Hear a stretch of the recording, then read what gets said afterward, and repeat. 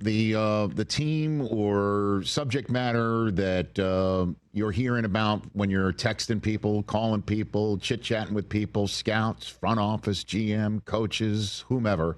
What are we not talking about? What are you hearing about? Lay it out for me, Daniel. Well, I think there's a lot of excitement about some of these young quarterbacks. I think the quarterback class that we had last year, there's so much buzz on it. There is excitement with those fan bases with Chicago, with Caleb paired up with Ben Johnson, with Bo Nix, and in year 2, where can he take that thing? Drake May, there's been a lot of buzz out of there of how good he looks. Jaden Daniels has already shown us what he's capable of. Is there another whole level? Penix with the huge arm, and what is that now as he's had a full offseason? It's his team, it's his offense. What does that look like?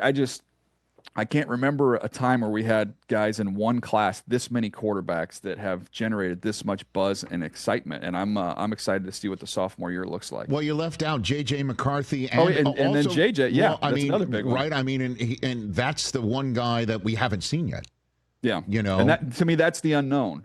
And I would say over the top optimism that I've heard on the others, and then with JJ, I think, look, just because we haven't seen him in a game, they're not using these words, but I would say more like cautiously optimistic. Like, I think there's a belief there, but I think there's also a little bit unknown. So again, you could do a weekly segment on just following around those second-year quarterbacks, man. It'd be easy. Yeah, and Spencer Rattler in New Orleans, where they just drafted Tyler Shuck for a new head coach, and Derek Carr's clearly not in the picture there anymore.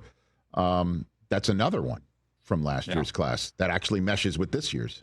Yeah, to me, my year is going to be kind of split between following those guys. I'm curious about these rookie class we got this year, but those guys have star potential in that second year group, and then also looking ahead, Rich, to this upcoming quarterback class. And is there a chance that we have another year where we potentially have 4 or 5 first round picks? So then who's the Cam Ward in that one? Because we weren't talking Cam Ward now last year, right?